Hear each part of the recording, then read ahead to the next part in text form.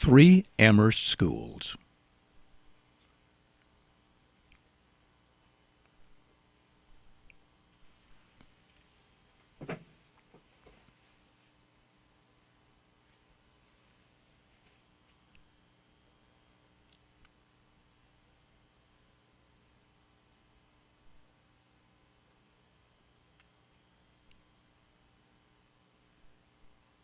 The Clifford School.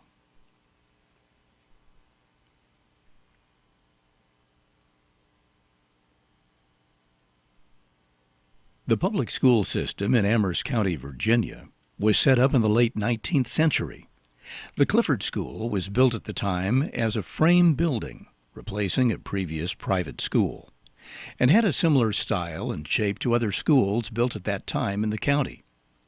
It was a T-shaped building housing 3 classrooms for grades 1 through 6, with 2 grades taught in each room. The school served the white children of Greater Clifford. School teachers were housed at 121 Turkey Mountain Road, once the blacksmith's house. This school had outdoor toilets and was heated by wood stoves. The new Clifford School was built in 1938 and opened in 1939. It had 4 classrooms and a kitchen. The principal's office was in one of the classrooms. This was an improved building with central heating and radiators, a kitchen, and electricity. The building continued to serve white children from the Greater Clifford area until full integration and consolidation of the elementary school system took place.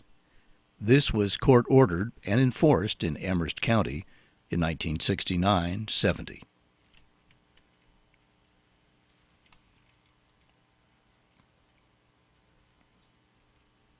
we need to check the...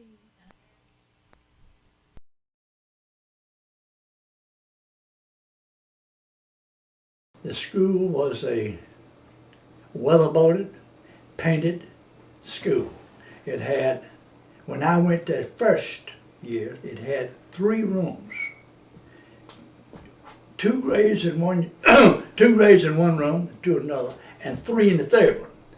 Later on, sometime when I was there, they divided one of those rooms into 2, which made a school of 4 rooms. I guess in a sense you would say it's something like a T.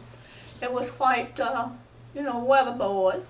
And in the entrance you went in and was a room, entrance room there. And I remember they had a water cooler in there. I don't know why. And then you went in the hall, and on each side was a room. When I left there in 1937, 38, it had 4 rooms. But then, shortly thereafter, they tore that school down and built the brick school, its present school there. And after you'd been going to the Clifford School for a while, they built a new school, right? Right. And what was that school like? How was it different? Well, it was brick, and according to Louis Cash's memory, it was built with the WPA money during the time when Roosevelt was reconstructing America and trying to pull us out of the Depression of '29.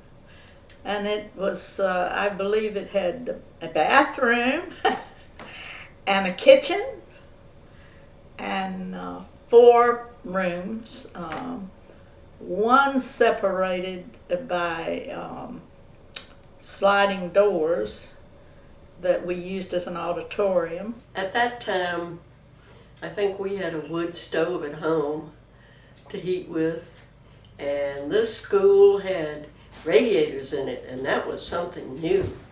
And it was a coal furnace in those days, and ever so often the old coal truck would come and fill it up with coal. It was not air conditioned, but another plus thing we had real bathrooms to go to as well. I started in the 1st grade there probably in the fall of 1955. I would have been 6 that spring. And I went there for 6 years. So I was there from 55 until 61. Clifford School was made up of Tucker Mountain group and a New Glasgow group. A few people lived in Clifford, but most of them were living in New Glasgow and Tucker Mountain. Oh, I walked to school. I got in trouble walking to school. We had I was a good little girl, and the people that walked to school with me, we decided to have a stick fight one day, a sword fight. And we got tattled on, and I got really fussed at. Well, most of the time I walked. Sometimes if it was raining bad, I rode a horseback and then would let him loose and he'd come home. I walked the first years, and that was 3.5 miles each way. And then later on, they'd run a bus 1.5 miles over Tucker Mountain Road. And all of us walked to, it was Denny Bryant place. And that's where the bus turned around. We went, rain or shine, no snow days. The classes started at 9 o'clock and was over at 3. And we had a real, I think the bell was in the 7th grade room, and the bell would ring for us to. They started at 9 o'clock, and they started with the whole school would sing, usually something like My Country 'Tis of Thee, or my favorite was America the Beautiful, you know, oh beautiful for spacious skies. And I remember being in 1st grade and hearing the voices of the 7th graders, and I thought they sounded just so beautiful. They were so big and grown up, and I couldn't wait to be a 7th grader and sing like that. We got a good basic education. And I had something of everything. We had some science, some history. I remember history, but then I liked history. So that would be a reason why I would remember it. Math, yes, we did it. It wasn't my favorite. But we did it. I remember having some PTA programs there. There was one performance that we did where we were dancing to some music, and I can't remember all the details. Well, the way we studied in those days was the teacher would read something, and then she would get up on the blackboard and put the questions up there. Or with the math, she would put the math up on the blackboard, and then you'd copy it on your paper. And the thing I hated the worst was spelling. And frequently we'd have a spelling bee. And of course I'd get knocked out of the first round. But I think basically we got a no-frills education, but it was good. I had one teacher for 2 grades in the same room, and so it was 1st, 2nd, 3rd, 4th, 5th, 6th, and then 7th you had a room all just for 7th grade. And then I had Mrs. Dooley in 7th grade. Now she was very much into language arts. I would say she developed my background in grammar. By the time she finished with us, we knew grammar up one side and down the other. And she also liked to show us the connections between various arts. She'd play music and have us write about it. So she probably fostered my interest in language arts and English. And Mrs. Boxley she was more into science actually. And so somebody brought, she had a hornet's nest empty up there, and somebody brought in a cocoon, and so she left it up there, and one day we walked in and the entire room was covered with baby praying mantids. And so we all got to, we didn't smash them, we all had to gather them up and take them to the window and put them outside, just filled with praying mantids. Well, we were reading, writing, and arithmetic mostly, you know. We studied a lot of, I remember Roman numerals. I loved Roman numerals. And I think that was about 3rd grade. And we studied the history of Virginia a lot, I think in the 3rd grade, I believe. And we just had math. We had no science, virtually, in grade school or high school. I think I got a good education. I realized when I got to college that I was not as well and educated as some of the other students, but I think I did all right. I like to teach, and I guess that was my favorite thing about it. I like to be in the schoolroom with the kids, like to talk to them. You see, we had a lunch time and we all ate lunch together, and I love to hear them tell me things about what they did at home and how much pickle Mama had put up and so on. That's the thing I liked most of all. We didn't put on any entertainment. We didn't do anything we had no PTA. So the students were my life there. You carried your lunch if you had a lunch. A lot of people didn't have it to carry. But you carried lunch. And later on, they set up a kitchen there. They had cocoa and soup. Cocoa one day and soup the next. No bread or nothing to go with it. And I took a mini gallon of soup milk to make the cocoa with. And that was how I paid for my lunch. And we took a quart jar of vegetables to school every Monday morning for each child. And they took this quart jar and made these big pots of soup. So we had soup and I believe it was hot chocolate. That was lunch. Maybe we had a piece of bread probably. But that's all it consisted of until a few years later. We did get food from the government. The government sent in, government prepared, not prepared, but government food like milk, beans, that type of thing. I don't remember whether they sent any meats of any kind. I can't remember about that. But Miss Burley and I did work together, and tried to get nutritious meals for the students. Lunch was fixed by the ladies in the lunchroom. There were usually 2 of them, and they would deliver to the rooms by a rolling table. It was an old table that somebody put rollers on each leg, and you came out to the door of your room and got your lunch and took it back to your desk. That's where you ate your lunch. And there was a lot of vegetable soup as well as I remember, and pinto beans, and probably turnip greens. I remember a lot of greens. Recess in the morning, recess after lunch. How long was recess? One of them was long and the other one was short, but I don't remember which they were. Probably 15 and 30 minutes. Something like that. Roughly 20 minutes, I'm not sure. I think sports could have been organized a little better. It was just playtime. And maybe that's as good as any at a little country school, but they get out and play ball with an old shingle or something and a rubber ball and played really hard before time to come back in. But there was no organized sport.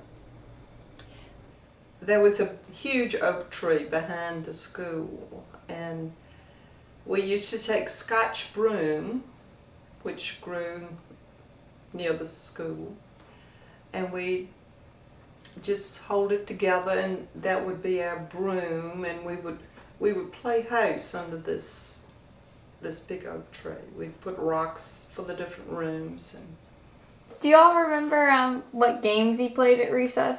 Black horse. Yeah. You ever heard of black horse? No. You run from one tree to another when somebody tries to catch you. And cracker whip. Cracker whip. You know what cracker whip? No. Well, a group of say 5 or 6 or 8 or 10 or 12 people lined up holding hands, and the guy in front, or the person in front, started, and it went in a circle like that, and of course it got faster and faster, and the person on the end sometimes was pretty rough. He'd sling them down. That sounds like fun. And we played baseball too. Yeah. Well, We couldn't play baseball till Buddy Williams got there though, 'cause he had all the equipment. That's the Tusculum boy. We, it was big, I think it was 3 or 4 big oak trees in the back. And we had a playhouse, fixed a playhouse, to have a playhouse at, recess time. And then we used to play different games, hide and seek and crack the whip. And, I don't know, just different things we played, I guess.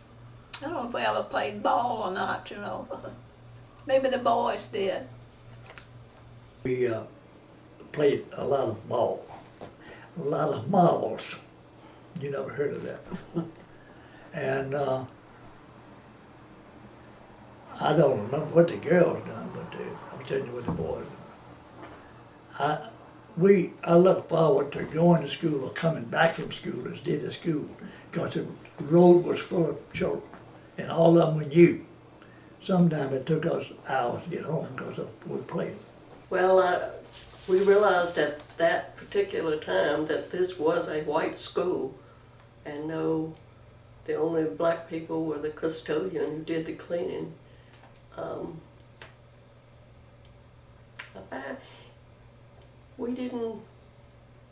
We just knew, like, the children, the black family lived nearby.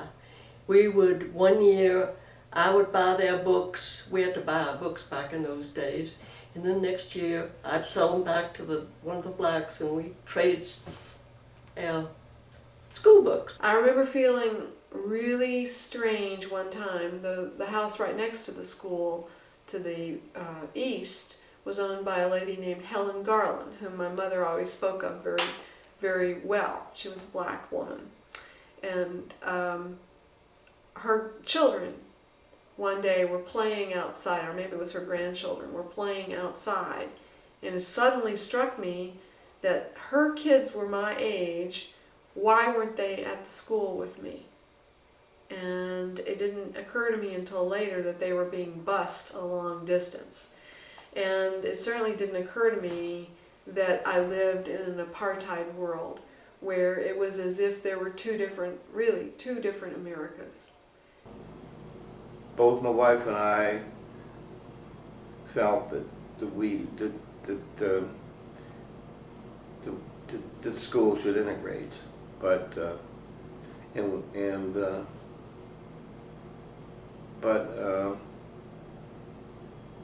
and that became a source of controversy between us and some other people when the schools were desegregated.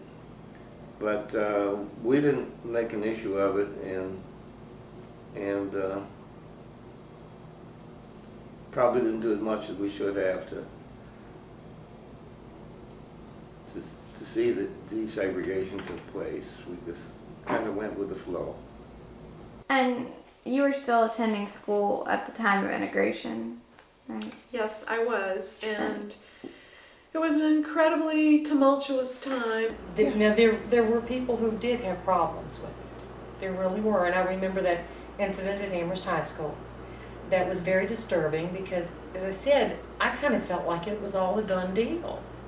Like we'd been through integration, it had been in place for some time, and I really didn't understand why the violence was occurring. Can you describe the incident you're referring to? I'm not sure. Well, basically, it's hazy in my mind, but there were rumors going around the school that there was going to be some racial violence in the school. And I know there were parents coming to school left and right just pulling the kids out. They were just taking them out for a day or two because they didn't want them caught in it. And it was over fairly quickly. What would you most want your grandchildren or other young people to know about the school and your experiences there? How I walked to school in the snow.